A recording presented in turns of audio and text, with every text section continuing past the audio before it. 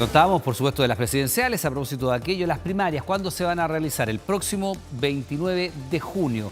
La votación para estos comicios no es obligatoria, pero atención porque los vocales de mesa que no cumplan con su deber cívico arriesgan multas de hasta 550.000 pesos. De hecho, hoy día el CERVEL dio a conocer cuál es el calendario oficial de este proceso. Queremos profundizar en el tema. Estamos junto a Pamela Figueroa, quien es presidenta del Consejo Directivo del CERVEL. Pamela, comunidad, buenas tardes y bienvenida. Muy buenas tardes, Iván. Mucho gusto estar acá. Bueno, partamos por lo primero, como para tener un mapeo de estas primarias del día 29 de junio. ¿Quiénes están habilitados para votar en esta elección que es voluntaria?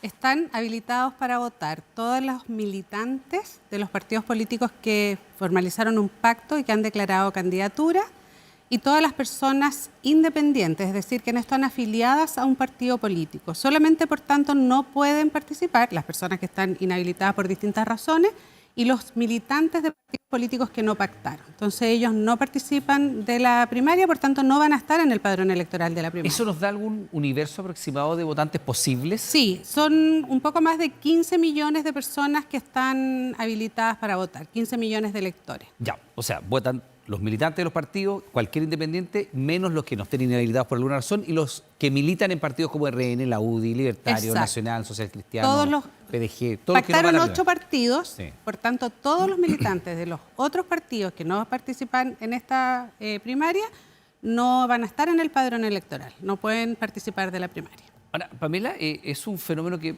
no sé si el CERVEL tiene datos, es imposible tener datos de esto o puede tener una mirada.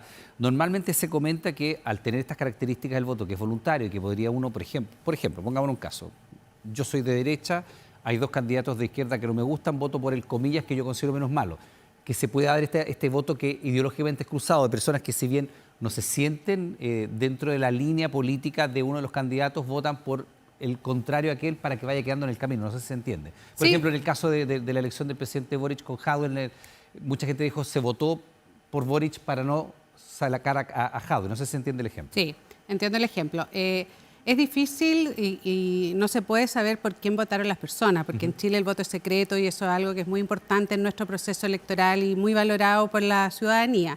Eso en general son tendencias que analizan algunos analistas, pero si uno mira, por ejemplo, las últimas primarias, que votaron un poco más de 3 millones de personas, estuvo distribuido la cantidad de electores que votaron en una u otra primaria. Que ¿ya? había dos primarias. Porque había dos primarias. ¿ya? Entonces, si uno se fija de un universo de alrededor de 15 millones de personas, participan 3 millones, entonces realmente participan las personas que están interesadas y que quieren influir en la elección de los candidatos o candidatas a la presidencia en un determinado sector político. Esta primaria es una primaria diferente porque tenemos solo un pacto, solo 8 partidos formalizaron un pacto que son del mismo sector y participan. Entonces,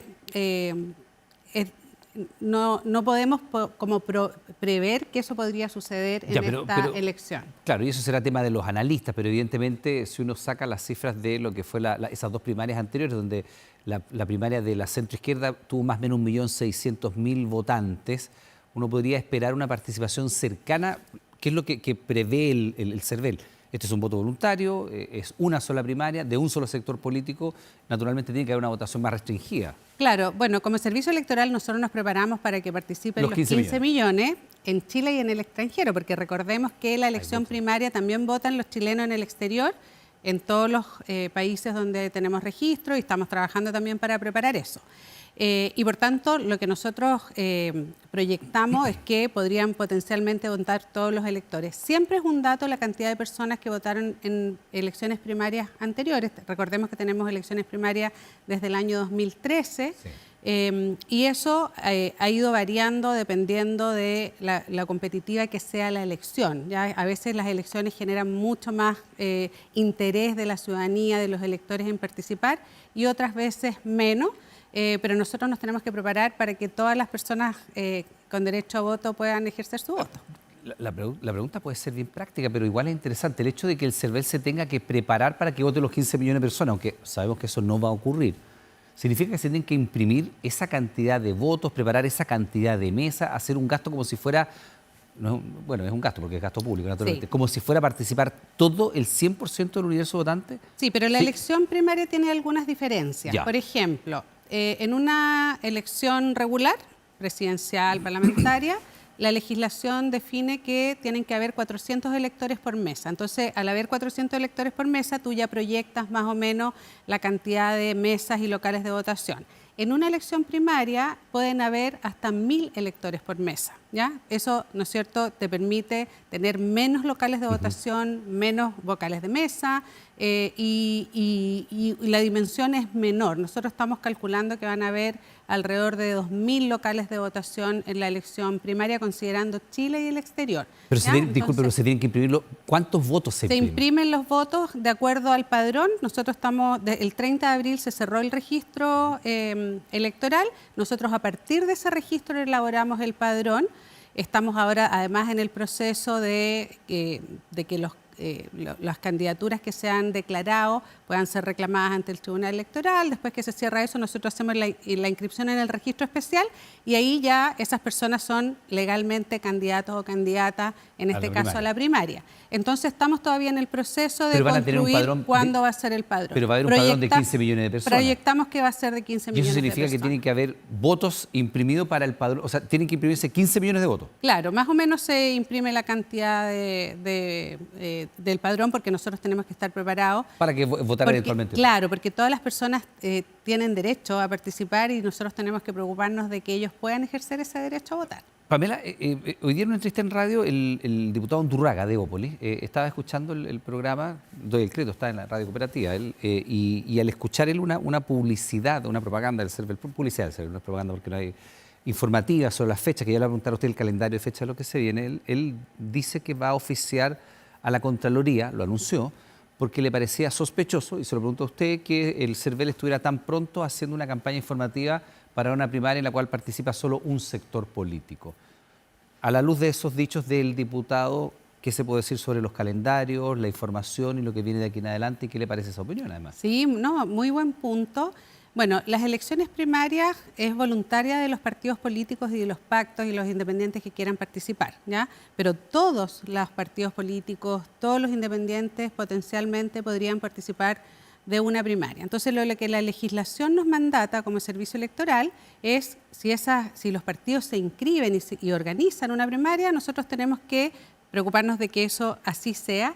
Y además también es nuestra responsabilidad informar a la ciudadanía, porque es parte del proceso electoral que las personas participen. Porque la elección es el 29 de junio. Es el 29 de junio, pero nosotros ya a partir de que se declaran las candidaturas y que comienza el proceso, ¿no es cierto?, de organización de la elección, ya comenzamos a informar y así se hace en todos los procesos electorales. O sea, estamos en el periodo de información de este proceso electoral. De que va a haber un proceso electoral, lo que nosotros estamos informando, que la elección primaria es el 29 de junio, quiénes son las personas que pueden votar, quiénes son los que pueden ser vocales de mesa, tú lo señalabas, qué pasa si tú no, porque la votación es voluntaria, pero ser vocal de mesa es obligatorio. Entonces también tenemos el deber de informar eso, entonces damos la información para que las personas puedan participar. Y eso es independiente de cuántos partidos políticos participen o de los sectores que participen. Ya, al ser estas primarias legales, hay recursos públicos involucrados, y usted lo decía, el voto es voluntario, pero la participación de los vocales no, esa es obligatoria. ¿Quiénes son los vocales? ¿Los mismos de los procesos electorales anteriores?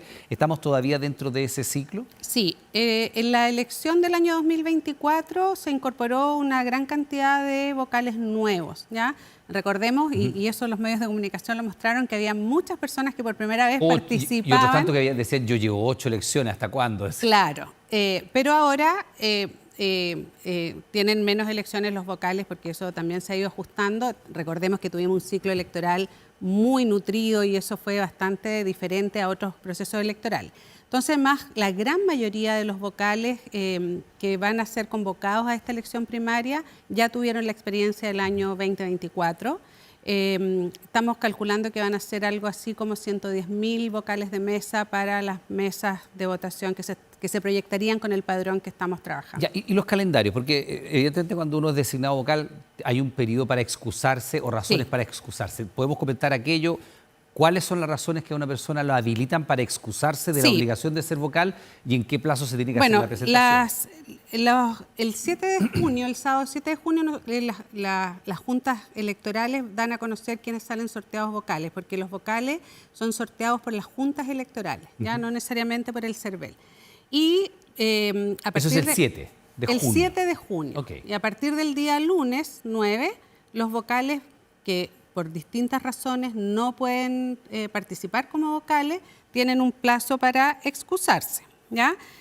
Las excusas son las mismas que tenemos en otras elecciones, como por ejemplo todas las que están, las inhabilidades contempladas en el artículo 45, es decir, quienes son autoridades o haber sido seleccionado en un colegio escrutador, estar ausente del país o radicado en una localidad de más de 300 kilómetros de distancia, tener que desempeñar en los mismos días y horas otras funciones que encomiende la ley, tener más de 70 años de edad, estar física o mentalmente imposibilitado de ejercer la función, cumplir labores en establecimientos hospitalarios el día de la elección, gestantes en cualquier periodo del embarazo, también el padre o madre de un hijo menor de 2 años. Una persona embarazada por el solo hecho de estar embarazada puede ir a excusarse. Y también los cuidadores de adultos mayores y de niños menores de 2 años. Entonces hay varias razones y está ese periodo de excusa y luego de ese periodo de excusas el sábado 14 de junio ya sale la lista de vocales definitivo y ahí ya no hay posibilidad de excusarse posteriormente al 14 de junio. Están las razones y están las fechas para excusarse. ¿Qué pasa con las personas que no cumplen con este deber? Las personas que no cumplen, bueno... Porque decíamos que las multas pueden ser de hasta 550.000 entre pesos. 2 y 8 UTM, entre 137.000 pesos y hasta un poco más de 500.000 pesos. ¿Y de qué depende Eso la magnitud depende de la multa? de la evaluación y las consideraciones que tenga el juez de policía local, que es quien cobra las multas en este caso.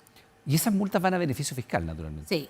Sí, van a beneficio fiscal. Siempre hemos tenido la duda porque evidentemente se cobran esas multas efectivamente. ¿Hay algún registro de cuántas personas han sido multadas por no presentarse como vocal de mesa o hay una cierta laxitud en el sistema? Esa función y ese registro lo llevan directamente los juzgados de policía local. Eso no lo hacemos el servicio electoral, así que son los propios juzgados los que van tomando esas decisiones y generando las multas. Pamela, bueno, estas son primarias legales y por ende hay recursos públicos. ¿Qué pasa con las franjas informativas? ¿A partir de cuándo? ¿En qué medios y con qué extensión? Es importante señalar que en la elección primaria no hay financiamiento público de la campaña, ¿ya? Eso es distinto a otras elecciones. El financiamiento de las candidaturas y de las campañas fundamentalmente viene del ámbito privado y de los partidos políticos, que eso hay parte de financiamiento público. Para decirlo en castellano, no hay reembolso por voto. No hay reembolso por voto. A diferencia de las presidenciales. Y no hay asignación previa, adelanto que reciben también los candidatos. Pero lo que sí hay espacios públicos que están... Claro, el CERVEL nosotros ya publicamos en nuestra página web cuáles son los espacios públicos, que en general son plazas, ¿no es cierto?, que las personas conocen, que se van determinando elección a elección. Y es en el periodo de propaganda, que es a partir del 30 de mayo, es decir, un mes antes de la elección, donde se puede desplegar la propaganda, ¿ya? Desde que los candidatos están inscritos en el registro especial, es decir, desde que son legalmente candidatos, que probablemente va a ser la próxima semana, comienza el periodo de campaña donde los candidatos ya pueden empezar a generar gasto electoral, el cual van a tener que rendir luego de ejecutada su campaña, pero la propaganda es solamente desde el 30 de mayo.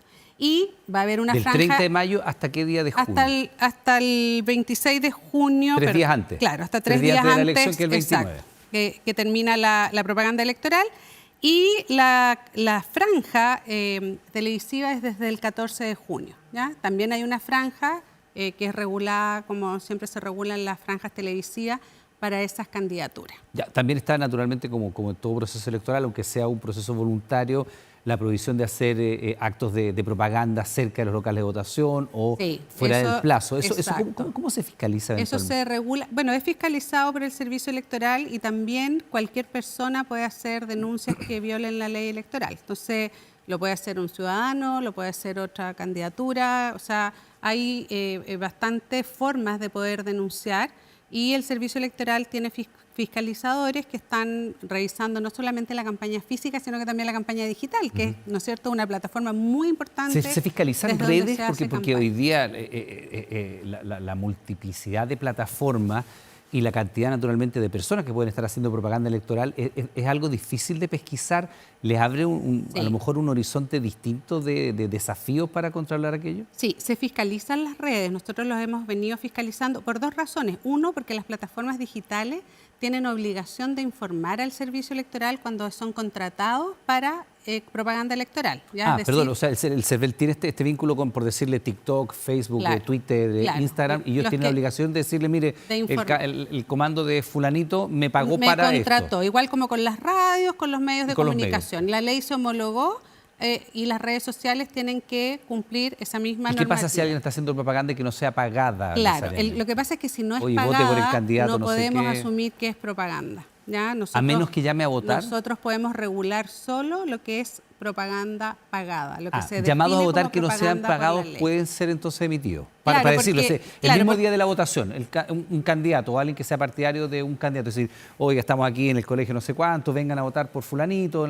eso. Claro, porque eso es propaganda. Los candidatos están sujetos a la regulación, pero las personas, ¿ya?, a través de sus redes sociales no están regulados, ¿ya?, porque obviamente uno de los grandes desafíos que tenemos es cómo se va equilibrando, ¿no es cierto?, la información a través de las plataformas digitales con la libertad de expresión de cada una de las personas. Entonces, por eso lo que la ley regula es específicamente lo que es propaganda en redes sociales, en plataformas digitales, de forma pagada, en el periodo de propaganda. Sí.